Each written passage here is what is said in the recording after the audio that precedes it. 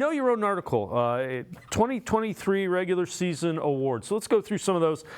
Your rookie of the year, that's a pretty easy choice. DeJuan Jones, fourth-round pick who was playing really well, pressed into service probably a lot earlier than the Browns even thought he would be, and he responded. Yeah, it was, I was very excited about DeJuan Jones just when he falls to the Browns in the fourth round. It was just kind of like, I had a first-round grade on this guy, and all of a sudden you're getting him, day 3 of the draft, and I was very excited, and I was at that first game, and when Jack Conklin went down, I was like, oh, I don't know if we're necessarily ready for this, but, 3 sacks on the year, 21 pressures, like, he dominated TJ Watt. Like, I'm just saying, especially that second time around, he was battling through injuries, going off the field on some of the run plays, then coming back on third down passing situations to go against TJ Watt. And he made it look effortless at a size that is just intimidating. I mean, you just look at DeJuan Jones, and even amongst other large human beings, he's bigger than all of them. And it's just insane to see a player be able to step in that situation that he was put in so quickly against a pretty good Cincinnati defensive front with Sam Hubbard and Trey Hendrickson and all those guys that he had to face right out the rip. And then he gets TJ Watt in his first career start. And we've seen people get first career starts against TJ Watt. They usually don't go that very good. But, you've got your future at right tackle, and you spend a day 3 pick on it, and that's about as good as it gets. All right, so you have player who took the next step, and you go with cornerback Martin Emerson Jr., and then most improved player, you go with defensive end Alex Wright. So take us through those two. Yeah, Martin Emerson is just, it's been so fun to watch Martin Emerson, because you went from who's that on draft night a couple of years ago to being very, very, UC Nathan Zagura is furious that Martin Emerson did not make the Pro Bowl roster, even as an alternate, which doesn't make any sense to me.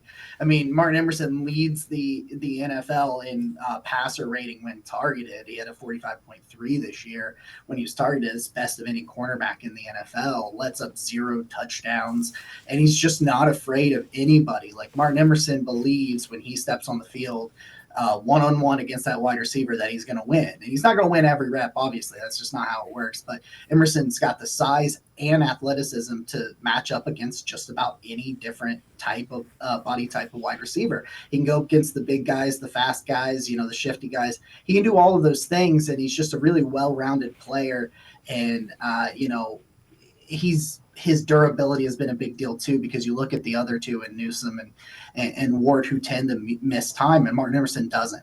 So it's just, that is a star in the making, and took a really big step forward. But the guy that I love, Alex Wright, was my favorite player in last year's draft class, and he came in just as this raw ball of clay that was just not ready to play significant snaps as a rookie. And then because of the Clowney situation and the injuries with Miles and some other, the injuries with like Chase Winovich and stuff last year, Alex Wright had to play a ton of snaps. And he was, in terms of PFF's grading metrics, I think he was the worst defensive end we have seen in like a really long time in terms of their grades. He comes in this year, and all of a sudden Jim Schwartz goes, oh, I see, big, long, explosive, freak athlete. Let's move him around. Let's get him next to Myles Garrett and Zadarius Smith on the inside. And he's just got these real long levers. He's able to attack guards, tackles. He sets the edge really well as a run defender. I think he's their best run defender at the edge position personally. But he's just got all these raw traits that are starting to be put together and create a really talented player. And you've seen that now that he's had time to grow a little bit and take a step forward, and I think he's only going to get better. All right, so we have 3 other awards that you have. Unsung Hero, this one was pretty easy. You went with quarterback Joe Flacco. Offensive Player of the Year, again, another one that pretty easy to figure out, Amari Cooper. Defensive Player of the Year and Team MVP would be hard to argue with this one as well, Myles Garrett. So take us through those 3. Joe Flacco is like, if you ever wrote a storybook ending to any kind of Browns season, I think it would have to be with someone like Joe Flacco. Like, wouldn't it be the most Brownsian thing of all time to not only find unique ways to lose, but then to find a unique way to win a Super Bowl.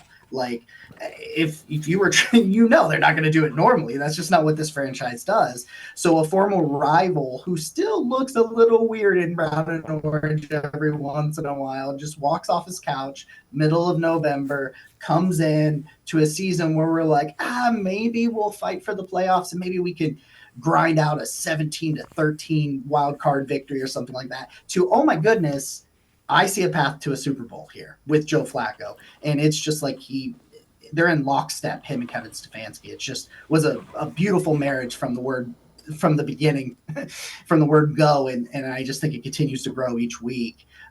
But moving to the offensive, Amari Cooper was my offensive player of the year just because he's Mr. Consistent.